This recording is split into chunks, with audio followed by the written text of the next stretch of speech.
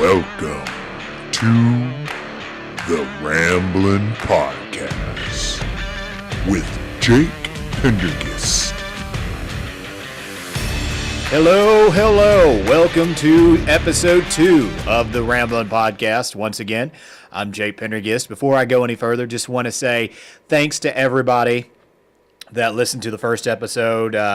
I got a lot of positive feedback. Very stoked that it was so well received. And I definitely wanted to step my game up for episode 2. So I'm going to make the intro very quick. We are going to go over the numbers real quick. Spoiler alert, if you aren't aware yet, the Red Wolves were absolutely decimated by Auburn by a final score of 51-14. Many would agree that while the offense did perform a little bit better than the Week 1 outing against Toledo, the defense still is a unit with a lot of question marks. Going to go over the numbers real quick for you. The Red Wolves ended the game with 326 total offensive yards. The Auburn Tigers ended the night with over 700.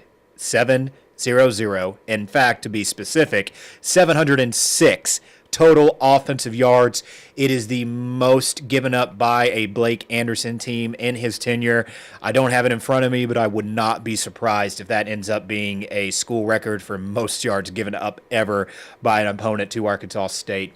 The Red Wolves, once again, +1 in the turnover margin, were able to force a fumble against Auburn, although they weren't able to do anything with that. The Red Wolves only able to get 14 first downs compared to Auburn's 32. Held on to the ball for 24 minutes, 18 seconds. Auburn was able to hold on to almost 36 minutes time of possession for the Tigers. So perhaps the biggest story that could be taken away from the game, on top of the outrageous yards and the even crazier plays made by Auburn, were also the fact that the Red Wolves lost 2 very key players on the year for Arkansas State. Armand Wayway was injured right before halftime. He was shown on crutches heading back to the locker room. Blake Anderson did confirm that he will be out for the rest of the year, as well as Antoine Turnage. They both had ACL tears. We'll have to have season-ending surgery for both players. However, Blake Anderson did say that Johnston White is looking pretty good for making his first start of the year, and we'll certainly need him as we are going to be traveling to Logan to take on the Aggies of Utah State. We'll be discussing the Auburn game, Utah State, so much more with my fantastic guests. Coming up after this little break, we're going to have Jay Bir, sports reporter for Fox 16 and KARK Channel 4 in Little Rock. After that, the big man himself, AstateFanRules, Jeremy Harper. He'll be on to also give us his take on the game as well. And also, Jeremy wanted to talk a little bit about the conference as a whole in the first 2 weeks, which there certainly has been some notable wins for the conference this season. So we have a jam-packed episode. I'm going to go grab a quick swig of water. We'll be bringing Jay on when we come right back.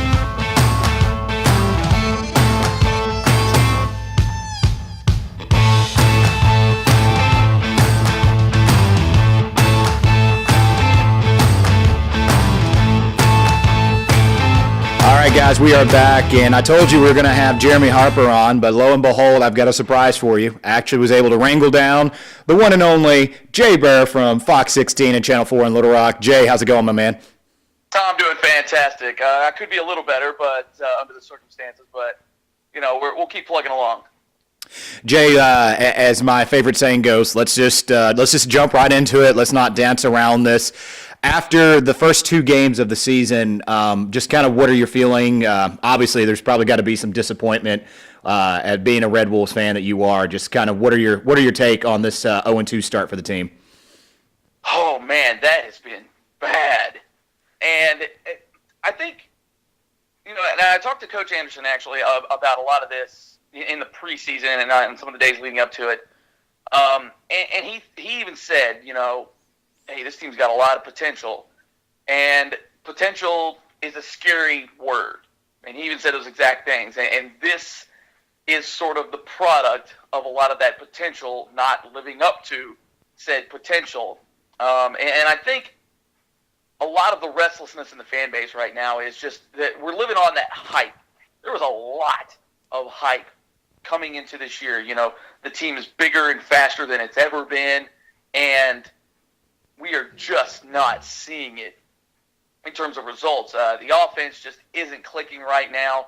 The defense looks kind of lost right now, and especially with the secondary just getting thrashed the way they have now. Now against Auburn, they didn't give up tons and tons of passing yards. They did give up the big play, but they're going to be prone to that a little bit just with the style that they play. But a team like Toledo, who was set up for the run, that was really what you need to focus on. You got All-American Kareem Hunt back there. They get thrashed through the air. And then the exact opposite happens. You think, okay, they're going to get Sean White for Auburn getting going through the air. And they get thrashed on the ground. So it's been sort of pick your poison against these guys. And while maybe the game looked a little better against Auburn than what it did against Toledo, still pretty rough. I mean, you give up 700 yards of offense to the opposing team. It's not going to be a good day at the office. Jay, what I've watched in the first two games, to me, I think the glaring problem, which when you look at it in hindsight kind of makes sense, but I guess maybe I didn't really think that there would be this big of a chemistry issue. I'm seeing absolutely no gelling out there. I'm not seeing any cohesion out there. And I guess, my next question to you is, I guess should that be a surprise when you think about how many transfers that we've had coming into the program? Just what are your take on that? Yeah, I figured there would be a little bit of a chemistry issue. I think I'm with you on that. I didn't think it would look this bad right now, but obviously Chad Voitic has solidified himself as the starter, it seems. And, with these receivers not getting as much time as what they've had with Hansen to work, because as we know, Voitic only came in through fall camp or maybe, some of the summer workouts that the players led on their own, but he hasn't been here near as long. And a lot of people just don't get that there's a lot of timing issues in football, especially at the collegiate level, especially with this kind of offense. And, a lot of these timing issues, and we go back to Toledo, when you see the bad snaps and the line has just been bad so far. I mean, both sides of the ball, but, speaking of the offense, when your timing is disrupted a little bit, especially when you've got to hit your marks, and we noticed 8 bad snaps at the very least that totally derailed plays against Toledo. Now, not near as bad against Auburn, but we see that from week 1 to week 2, that part of the game's gotten a little better. And when you have as many new faces coming into into a scheme, into an offense, you're going to have some of those growing pains. We've seen this before with Arkansas State, and so it's not like anything's new to this. And in fact, it was the Brian Harsin year where they brought in, I can't think of his name off the top of my head now. Help me out here, Jake. Who was the quarterback that they brought in? Oh my God!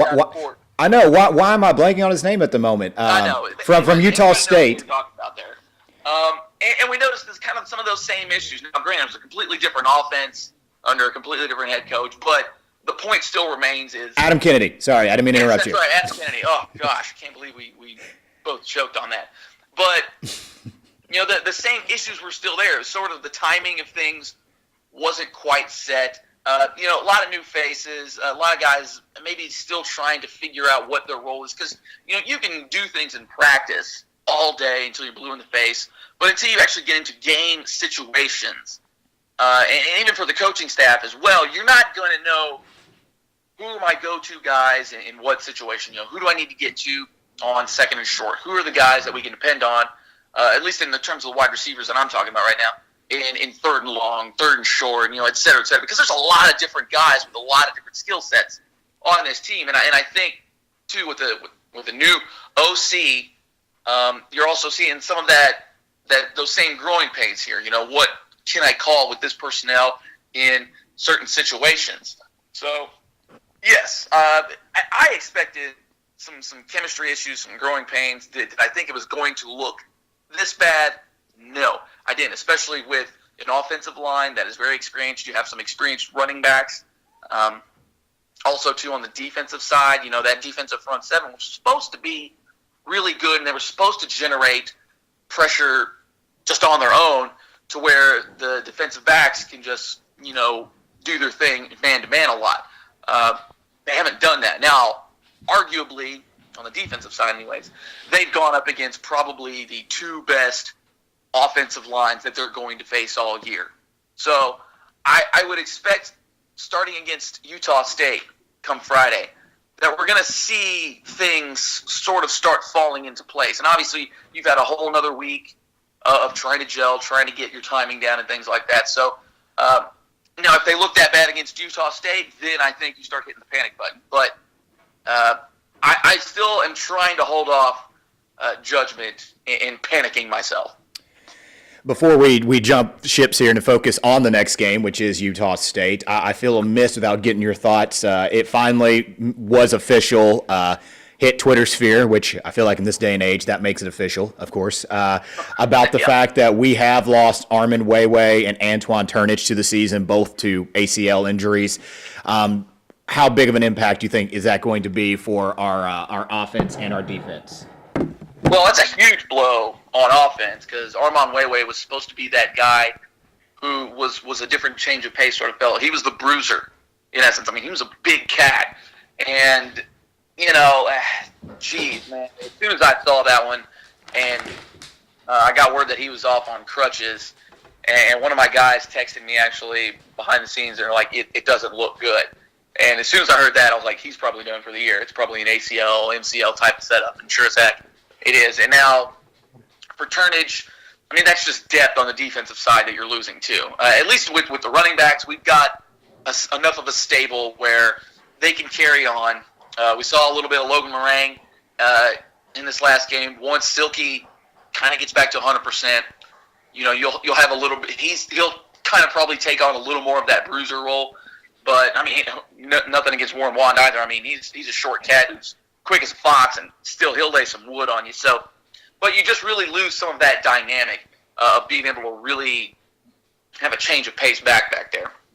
And also, he was a great blocker to pick up the blitz as well. But not like anybody else in the offensive backfield can't do that. But defensively, that's going to hurt, or at least sting a little more, just because we've been told about just that depth on that side of the ball. I mean, it's one or two guys, and then you've got a completely different face of your defense there. But it'll be interesting to see how they go about replacing them.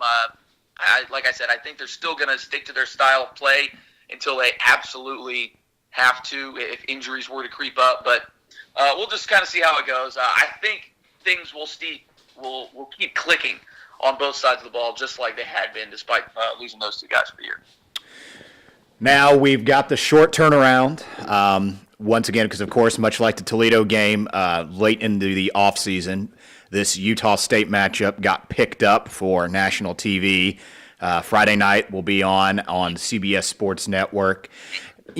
Call me crazy, Jay, but I kind of feel like most, especially after the predicament we've been in these two games, and now we're just discussing the losses this team has faced, I kind of feel like this short turnaround may actually be kind of a positive thing, so to speak. I think the team has got to shake these two games off quickly. They've got to go, to Logan, prepare for a team that also is trying to kind of find its way. 1-1 on the season, blew out Weber State week 1, and then took a thrashing to USC last week. I mean, do you kind of agree with me on that? Are you worried about the short turnaround? What are your thoughts now as we turn to the Aggies of Utah State?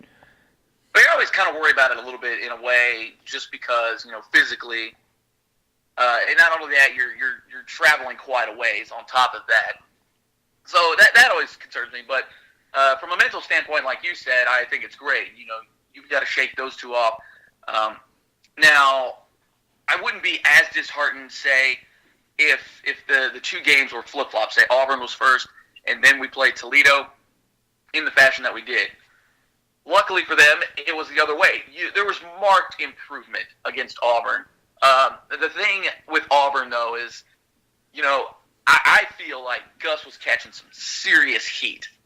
And this was a game that he was trying to show out. And it was in Arkansas State was set up as a classic trap game for them. I mean, they had Clemson one week, Arkansas State, and now they've got Texas A&M. So, perfect scenario for them to slip up. I believe Gus really wanted them to focus. So he was going all out, balls to the wall. I mean, heck, we saw the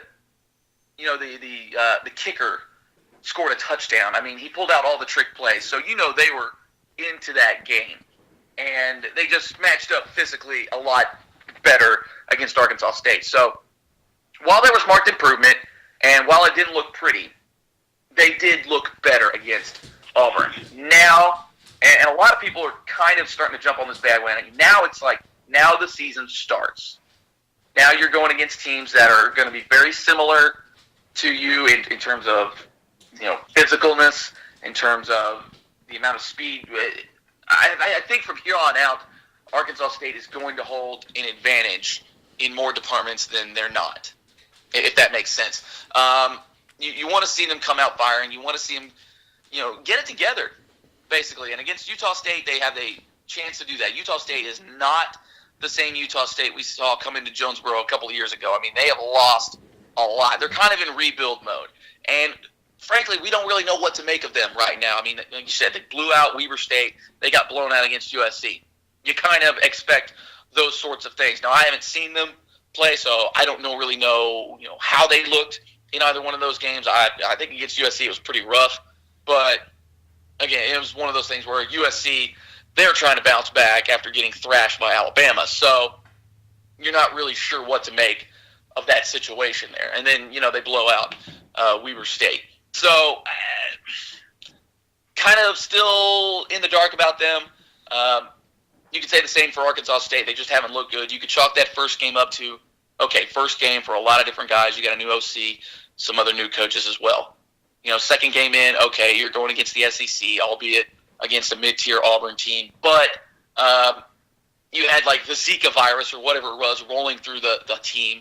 There's no telling, how much that possibly could have affected them. I know the coaching staff isn't going to make excuses for that, but the reality is, and when you're playing and you don't feel well, you're down there in the heat and humidity, it could drain you in a different way. So that's another factor that you have to take into consideration for that Auburn game as well. And like I said, they looked a lot better, at least offensively. Now defensively, completely different story. But again, you were without a couple of some of your big dogs on that defensive line, or if they were there, probably not feeling 100%. So this is when the season, I think, really gets going. I think this game is really going to show what this team is going to be capable of going forward. Jay, the one reason I wanted to bring you on top of your knowledge of Red Wolves and everything else going on in the world, is the fact that I think we all could safely say that you're kind of like the Buddhist of the Red Wolf Nation. You could calm the storm, and I'm completely making that up. But besides the point, I think it's fair to say, Jay, after these two games, there are a lot of Red Wolves fans that are already teetering on the cliff. I think it's safe to say, and I'll be the one to admit it too, I dipped into the Kool-Aid a little bit and had some pretty high expectations for this team. And the Auburn loss was not unexpected. I think the fact that they ended up losing well over the line was a little disconcerting, but certainly the Toledo loss. My main point being is a lot of fans are already teetering on that cliff. The expectations were not met.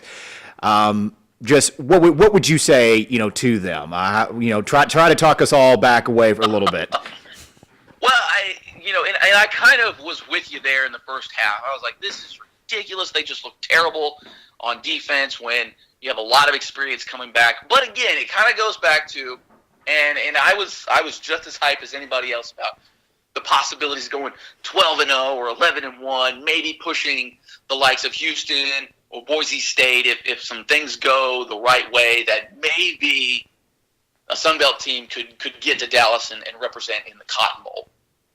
Well, that's long and gone now. So don't concern yourself with that anymore. It's disappointing. I think a lot of people wanted that hype, considering the amount of actual talent that is on this team. I mean, when you're talking, recruiting, a lot of these guys are 3-star, 4-star guys, and to just get kicked around against, take Auburn out of the equation. I mean, again, there was some other X factors going on there, and that a lot of people aren't going to take into consideration. I mean, like I said, you had this whatever flu bug, stomach bug rolling through. Okay, but again, I'll say it again. I know I kind of harped on that point. They looked better, at least offensively. Now, defensively, kind of a different story there. But, when you're going against Toledo, and I know the program is really putting an emphasis on, you got to beat your peers. If the Sun Belt wants to elevate itself as a conference, it's got to start beating its peer conferences. And when your champion just has not been able to do that at all, I mean, it's frustrating, especially when you have as much talent around you as you do. Now, granted, you have to be able to put that talent to work. I mean, I'll get a little bit of an apples and oranges argument here, but I'll kind of throw it out there anyways, because the circumstances were a bit the same. If you remember the Miami Heat, when the Heatles first got together, the big three, they were terrible out the gate. And those are three guys who are, in Dwayne Wade, LeBron James, and Chris Bosh, that are surefire Hall of Famers. I mean, those guys are good at what they do. And you put them on the same team, 82-0. But no, they were 9-8 out the gate. I watched that team. They were downright terrible at times. But they still had that incredible collection of talent. I mean, three of those guys went, I think they were all top 5 picks in the 2003 draft. But you still have to be able to gel. Same thing's going on right here. Now, granted, basketball's a little different from football, but if you put a lot of guys together, it just doesn't automatically equate to wins. And we're seeing that kind of come to fruition right now. So I would say, and just as the Miami Heat said, trust the process. You got to trust the process. It's not going to happen overnight. Would we have all liked it to have looked better? Absolutely. To be 0-5 now lifetime against Toledo. Some people are like, never put them on the schedule. And I'm like, no, keep signing home and homes because we got to get a dub against those guys eventually. And, it's just, you're seeing this in recruiting as well with some of the recent commits that, there's a process going on here. They're going to try to get bigger on the offensive front. I think that's where some of the struggles are going to come, despite the all-conference. And I think that's another thing that people have harped on. I mean, we had 13 guys preseason all-conference selections. And to be just blown out the way they are. And, and I'm one of these guys as well, I'll admit it, that App State is getting a lot of hype when, honestly, they haven't proven it to me. Now, granted, they won 11 games last year, hats off to you.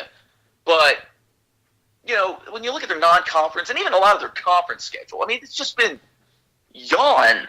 I mean, they blew out Old Dominion. Well, that's great. I mean, you beat, the bottom Conference USA school. I mean, again, from a Sun Belt point of view, that's great. We expect that. But they're getting all the hype. And people just feel slept on when it comes to Arkansas State. I mean, they've won 4 out of the past 5 conference championships. They have this great collection of talent. It's like, it's not coming together the way everybody thought it should be. And again, it's like, let's all just take a deep breath here. Again, a lot of new parts, a lot of new faces. It's going to take a little time when you get into game situations. I mean, a lot of people have probably come out there and looked at practice. Oh, man, these guys are flying all over the place. They look great. Da-da-da-da. Man, game time is a lot different. A lot different in an actual game that counts. But get Utah State, like I said, they're doing some rebuilding. They shouldn't have near as much talent. I go ahead and take the 8 points. If that's what it's still hanging out at. I saw that ASU opened up as 8-point dogs. And you would kind of expect that just because Utah State's blown somebody out. Arkansas State's gotten blown out twice. Hey, Jay, this has been awesome, man. We've got to wrap things up here. But real quickly, I'm going to put you on the spot. What's your prediction for Friday? I think they pull off the – I know I'm the ultimate pessimist, but I'm the ultimate optimist when it comes to picking. I picked them to win last week. I mean, some of that was – kind of just trying to calm the boards down maybe a little bit, but I think we're going to see more marked improvement. This is a team that's not near as good as what it has been in the past. I think ASU goes into Logan on Friday night under the lights, and they come out with a W. I really think that. I think we're gonna see some things that we have been wanting to see all year, and I think things finally start to click. and in Logan, Utah. And I think score-wise, oh, man, that's tough because you just really don't know with this offense right now. I'm going to say they put up some points. I'm going to go 27-17, a solid win for the Red Wolves. Ladies and gentlemen, once again, Jay Bir from Fox 16 and Channel 4, one of the rising stars of Central Arkansas sports coverage. Jay, appreciate it, man. We'll definitely have you on the Ramblin Podcast here again soon. I will do it again. Thanks again, Jay. Have a good rest of the day. Ladies and gentlemen, that was Jay Bir. That was awesome. Jay, love talking to him. We'll have him on many more times as the season rolls on. So I know I need to go grab myself a bathroom break and a water break, so you go do the same. We have much more coming up here on the Ramblin Podcast.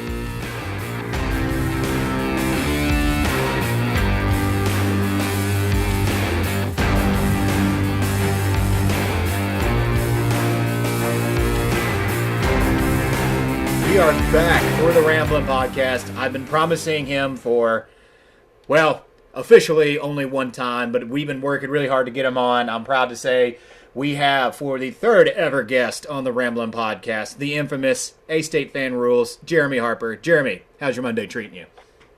That's fine. I'm third. Who was before me? It was two buddies of mine that were just kind of victims / scientific experimentation to see if I could get any followers for the podcast. So third time's the charm, as they say. That's why you're lucky number 3. All right. Okay. I'll see what I can. I'll see how lucky I am for you. Jeremy, as I like to say here now, I've caught myself saying it, so I'm just going to keep saying it. Let's just jump right into this. Before we get to our main topic that I wanted to bring you on, I feel amiss if I at least didn't get your overall thoughts on the Auburn-Arkansas State game from Saturday. So just kind of what's your quick hits on that? How are you feeling after that game? I was thinking about it after work today. I was sitting in my car, sort of going over that game and over that Toledo game. I think a lot of the things that we have done as fans is that we've seen all the tangibles that are on paper for these Red Wolves. We see the transfers and the stars that they had as recruits, and we see the speed that was flashed in the practices before the games have begun, and we see the size that have come online, and we've gotten really excited about that. We've fallen in love with that, but we've forgotten two really big things that we probably should have understood going into the season, but we just conveniently pushed it aside. Was one, we have a brand new offensive coordinator who is not just a carbon copy of Walt Bell. This is a new guy, Buster Faulkner, and he's got a different philosophy. And two, we've got a brand new quarterback in Chad Wojtek and/or Justice Hansen. They have to learn that system, and we're kind of expecting everything to mesh right away, when in reality we need to be tempering some of our expectations for these two. This can't. There's no way that Faulkner's going to be able to run this offense that he wants to run it with a quarterback that he's only been working with for a couple months. So as fans, I think on the offensive side, we have to temper those expectations. I actually saw flashes of great stuff going on in that Auburn game. There are a lot of plays that got me excited. We were moving the chains at times. I think it would have been better if we had way healthy and Johnston White on the field. We just didn't have that. I think we would have been more effective. But offensively, there are a lot of things that I got a little excited about against Auburn. It's defense that's really confounding me right now. I was wondering if you felt the same way about the defense. I would definitely say as much hype as we had all around. To tell me in 2 games that we would give up nearly 100 points already right off the bat, also telling me that after 2 games we would be dead last in many total defensive categories as well as offensive categories of the 128 teams, I would say at the least I would be taken back by that. But unlike many on the board, and I feel like you're the same way, I know Jay was when we had him on earlier today, I'm not even remotely ready to start walking towards the cliff, the metaphorical cliff, by the way. Yes, I think there is a lot that still needs to be fixed, But I think we also need to keep in mind, as many good points as you've made, we've more than likely, at least until Georgia Southern, have probably played the two toughest opponents that we'll play all season on our schedule. Yeah, I agree with those points. I think Utah State is going to be a huge indicator as to whether these Red Wolves are going to be ready to compete for the Sun Belt. I think Utah State is just one of those teams that the challenge is just getting up to Utah State and trying to be fresh and up for that game on a Friday night. I think that'll be a huge test, and if we are, I think we should be able to handle our business against Utah State. Yeah, what just puzzles me about this defense, though, is that I can't decide whether it's simply because we try to avoid injuries in practice and we're just not learning to wrap up well, or are we just really missing Rocky Hayes? Against Toledo, at first I thought, we did pretty good against the run. But the fact is Toledo didn't have to use the run to put on points against us. They were throwing at will against us. And then when we had an opportunity to put ourselves up against a good run against Auburn, we didn't do very well against the run there. So I'm really just not sure where the problem is. I don't know if it's just a matter of we've played two really good teams, which that could just be the case. Auburn and Toledo could just be two very good teams that we've had the misfortune of going up against at the beginning of the year. Or there's something deeper going on with this defense that I just don't see. And it looks like you're not really seeing the big problem either, unless it's what is obvious is that the tackling's just not there yet. Well, I mean, for me, the big problem could simply be this defense is not as good as what we thought it could be, which would be startling because we returned so much, as well as the coaching staff has remained intact from a defensive unit a year ago was among the tops in the statistical categories. But, of course, I'm not saying that's where we are quite yet, but just... you're right about that. But, it's not a classic defense. The defense was successful because it had that high risk, even higher reward aspect to it. And you can see them trying to duplicate that this year by going for the ball all the time or going for the interception or trying to swipe the ball out people's hands. And these two games, that hasn't worked. I wonder if maybe, I'm not saying we got lucky with that style last year. I think maybe just sometimes the dice doesn't always roll in favor in that kind of defense. And I was talking to some people early in the year who was concerned about the secondary, and my response to that was, well, our defensive line is so good, that's what creates opportunities for our secondary. They may not be the tightest unit, but they should be a unit that's able to capitalize on a hurried quarterback. And maybe that's our problem right now this year, is that we have not hurried or menaced the opposing quarterback as much as we did last year. And maybe that's just going to fall into play once we start settling in and playing Sun Belt competition. Jeremy, one question I want to ask you that I think will help us segue to our main topic I wanted to get you on here for is many sentiment that I've been reading, and I'm sure you have probably read on the board, is the fact that there's many that are just simply frustrated. They're tired of dominating the Sun Belt, tired of winning the Sun Belt Conference titles, and then just do so poorly in out-of-conference play. And I'm just kind of curious to maybe get your sentiment on that. Do you feel like it's a well-founded one? To me, of course, the obvious quick answer would be yes. But if you kind of think about it, and again, something that Jay and I discussed earlier, I think many are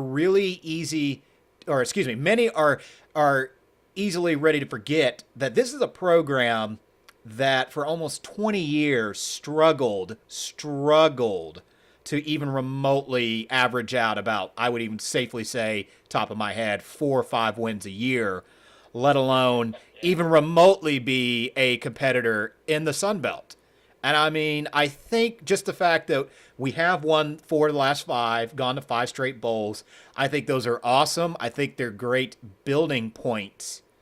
But maybe it's one of those that we need to kind of also realize something that you kind of said at the beginning of this, that maybe we're still trying to build this program to a point where we could start taking kind of like that next level, Houston, Boise State-esque level. Just curious to get your take on that. Yeah, I've got so many emotions when you talk about this topic. And one, the first answer I want to adopt is your answer, that is, yes, it is disappointing to have to say something like, well, once conference play starts, we should be just fine. Because that should not be our benchmark. And part of the problem, we are spoiled in that we've had these 5 great magical seasons that has raised our expectations. But the truth of the matter is the landscape of college football has also changed radically in that time. We had 20 years to build our program and endure that disappointment and endure those long growing pains because college football sort of stayed stagnant in terms of competition for that long. Now with this playoff series, now with all this big conference realignment, now with all this money changing hands for television contracts, the pressure to build a television-worthy team is so, paramount right now that any time that we take a step backwards, it feels like a drastic step backwards. When you see a team like maybe Troy suddenly getting back into the mix, when you see upstarts like Appalachian State and Georgia Southern getting into the mix and stealing thunder that Arkansas State has been trying to earn for so long, it feels like it's more than just that we're losing out in the conference. It feels like we're losing out nationally for the sort of limited number of eyeballs that Group of 5 conference teams seem to get. If we want to be able to beat a Boise State or, be a TCU at some point, we can't afford to just sort of tread water at times. We've always got to be moving forward. So I think there's a little bit of desperation amongst the fan base that kind of sees how volatile this environment is and says, we really can't afford to have too many more rebuilding years. We've always got to be good in the Sun Belt, and that means also being good out of conference, and that is something we just haven't been in the last 3 or 4 years. We move now, speaking of which, to the Sun Belt Conference. We just obviously concluded week 2. Some of the notable scores that took place. I think one that I'm very curious to get your reaction to, Jeremy, is the fact that South Alabama, a young program, scored its biggest victory in program history in week 1 against Mississippi State. Certainly one. I think if you were to ask us which Sun Belt team was going to upset an SEC team in week 1, none of us would have picked the Jaguars of South Alabama. Had a big opportunity to really make a solid step towards the Sun Belt, and they completely lay an egg at home against Georgia Southern 24-9. Curious to get your thoughts as we kind of look at the Sun Belt Conference right now in this season. Well, either that tells you that Georgia Southern is awesome and we should really be worried about Georgia Southern, or it says that, this is going to sound really corny, but on any given Saturday, if you have the right mix of things have happen right for you, you can beat a Mississippi State. I think last year they played Mississippi State again, or for the first time, and just got annihilated. They didn't look competitive at all. This time they come out and they beat them. So I think my overall picture on these wins that this close game Appalachian State had against Tennessee, this Troy coming into Clemson and making it competitive, South Alabama coming away with a win with Mississippi State. This tells me more that the Sun Belt itself is maturing. It's suddenly fielding legitimate football programs it used to be that the Sun Belt, and especially last year, if you looked at our record last year, it was abysmal. But this year, it's looking like we can finally field a bunch of teams out of conference, and it looked like that we could come away with some wins, and that's going to benefit everybody in the conference. So it's good. If Arkansas State is going to struggle right now out of conference, it's nice to see the rest of the Sun Belt sort of lifting us up. You certainly lead us to that. Going over the Week 2 scores, we had Idaho get completely thumped by Washington, 59-14. Granted, we, for once, surprisingly, don't play the Vandals this year. ULM, with their new coach, Matt Viator, got crushed by Oklahoma, 59-17. Georgia State, which I'm sure, Jeremy, I feel like maybe Jay and I discussed this a little bit earlier, the 4th preseason pick of the Sun Belt preseason coaches poll gets thumped by Air Force 48-14. May have been a little too highly ranked. One of the very few. What's that, Jeremy? Yep.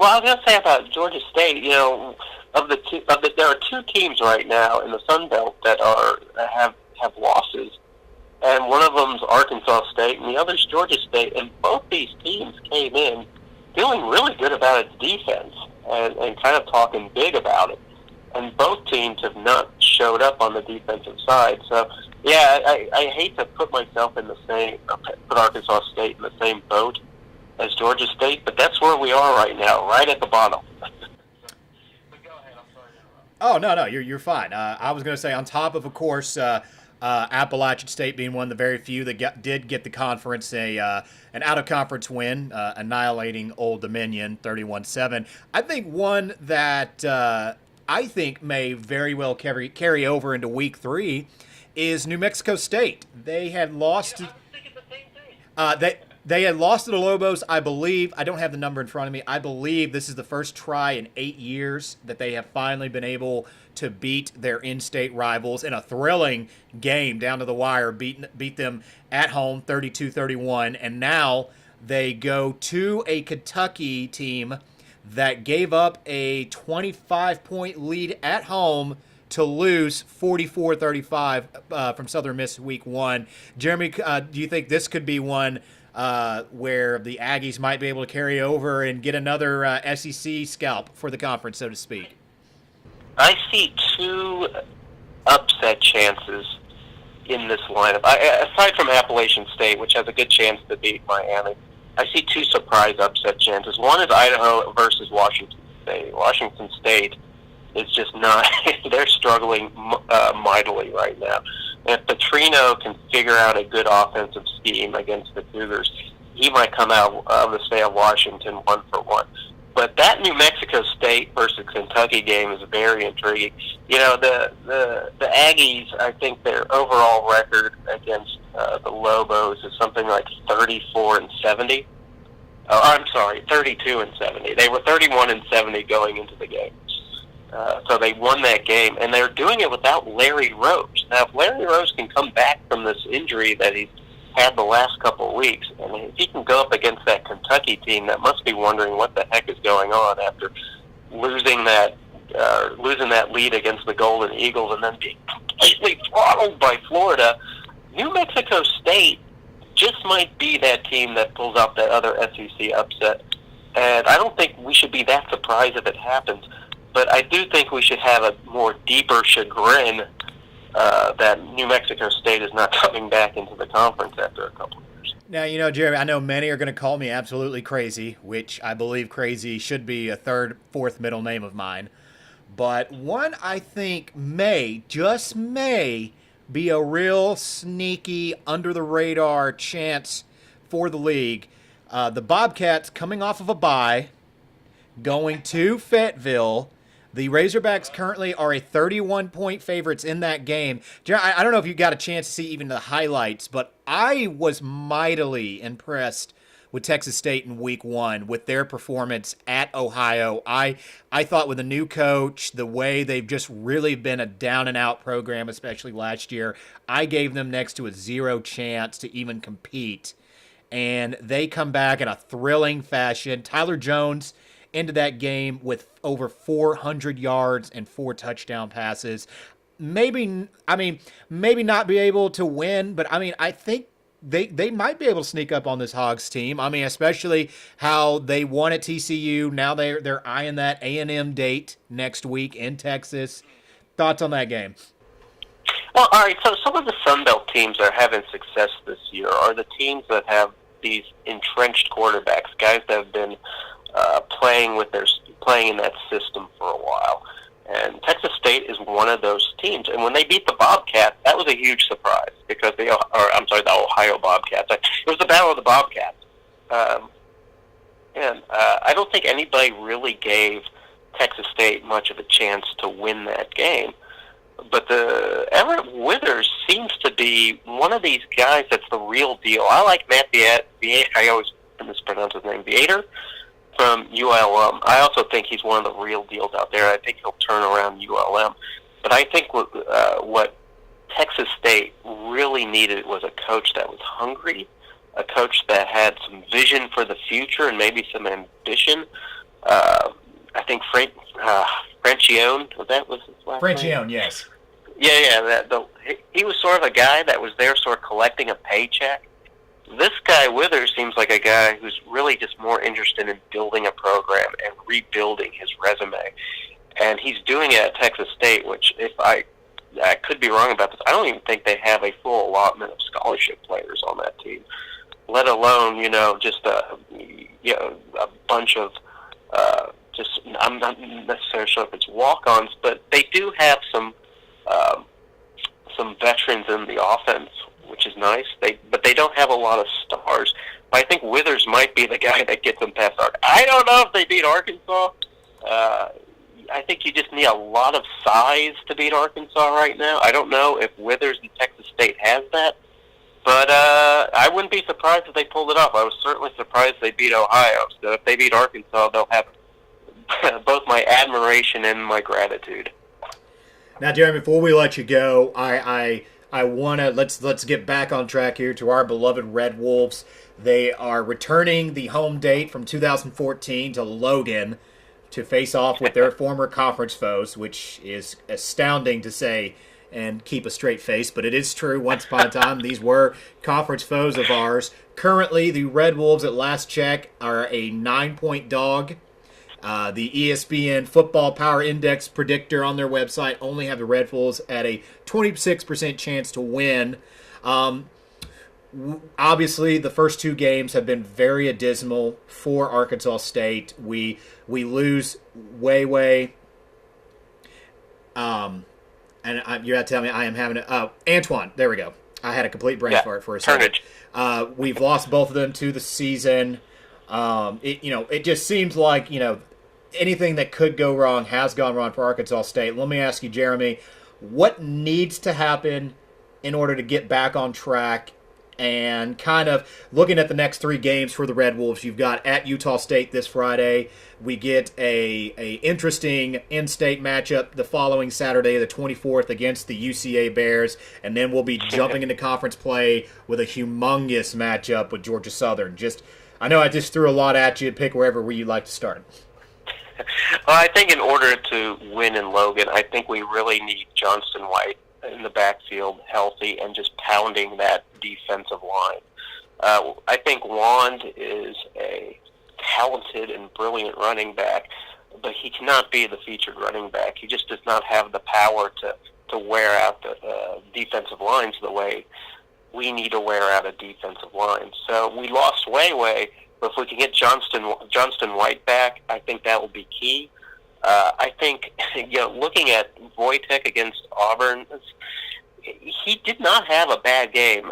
Some people thought that maybe he needed to make his reads a little bit better, but I thought he was hitting people. There were just a lot of people not making big catches. So I think maybe week 3, Wojtek kind of gets it together, and I think that's going to be key for us to win this game. I like that we didn't have as many quarterback draws as we did against Toledo. Looks like we're trying to get the entire offense involved. I think that gives. I think a more experienced Faulkner helps us out in that regard too. And then the last thing being, I know that I know Utah State is having a similar gnashing of teeth over there in Logan when it concerns their Aggies. But I think that they're kind of in worse shape than we are. I think this is our opportunity to get everything back in line, right the ship, get everything going, which people are saying, well, that will lead up to a nice game with UCA. I was like, I don't even want it to be a nice game. I want it to be the worst game in the world, some sort of 80-0 thrashing from Arkansas State that I don't even want to learn anything from it. I just want it to be one of those games where the offense and defense wakes up. We look absolutely better than the team on the ground, and then we can move on to Georgia Southern, who may or may not be the class of the conference. We don't know because we don't really know who they played against South Alabama. I think who they play this time. They play ULM this week. Yes, they are. Yeah. They are hosting Georgia Southern. Georgia Southern is hosting ULM, and then they've got an interesting game after that at Western Michigan before coming to Jonesboro that Wednesday night. Yeah, that's right. I think they beat Western Michigan last year. They absolutely demolished them last season. It was very surprising considering how well the Broncos ended up being. And keep in mind, the Broncos got a nice little win over Big Ten opponent Northwestern in Week 1. Yes, they did. Western Michigan, they're not pushovers. In fact, I think they're expected to win or compete for their division up in the MAC. So if they end up crushing Western Michigan again and taking care of business against ULM, then we're going to have a great game against them.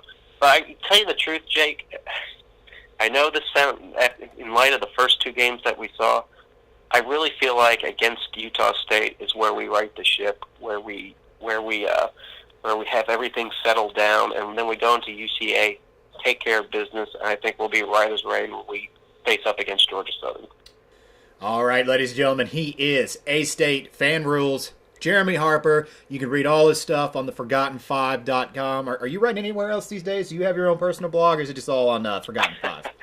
I don't have time for personal blogs. It's all Forgotten 5. All righty, guys. Hey, Jeremy, I appreciate it again. I know, like I said at the very beginning, we've been playing phone tag with each other. Great to get you on the podcast here. I'd love to have you back on the Ramblin Podcast here down the line, hopefully as the season corrects itself. I hope you have me on next week and we can discuss a big victory against Arkansas State versus the Aggies. Hey, before you go, I'm going to put you on the spot. What's your final score prediction for Friday? Okay, 35-21, Arkansas State. All right, he's going 35-21, Arkansas State. That is, once again, AstateFanRules, Jeremy Harper. Jeremy, enjoy the rest of your Monday night. We'll catch you down the line. All right, we'll see you later too, man. Woo! That was fun. I just, once again, I'm so appreciative of Jay Bir and Jeremy Harper for taking time out of their busy Mondays to be on the podcast. It's great to get their takes as well. I'm looking forward to having them back on as well with so many new guests. I know this one ran a little bit longer than most, so I'm just going to wrap it up real quick. I truly believe, if nothing else, I think we will see a very strong performance from Arkansas State. I feel like Utah State is a perfect team at a perfect time for the Red Wolves to really get the kinks worked out. You know, I'm certainly hoping for a win. I know, as we discussed with Jeremy on the last segment, they are currently, as of Monday, this recording, they are 9-point dogs on the road. But I certainly feel like they are not at a Toledo-Auburn State level. So even if worst comes to worst, we're still not able to win, I still think this should be a fairly close ball game. I really feel like a lot of kinks will be worked out, which hopefully will be completely solved by the following Saturday when we host UCA. So remember, it's an interesting kickoff. It's actually going to be this Friday night, 8 o'clock our time on CBS Sports Network, the third consecutive national televised game for the Red Wolves this season. Hopefully Saturday when we'll be back on, we'll be discussing a Red Wolves victory. Hope to see you back on for the show as well. Thanks again to the listeners, to Jay Bir and Jeremy Harper, everybody that allows me to make this podcast, allows to make this podcast possible. And Wolves up. See you next time.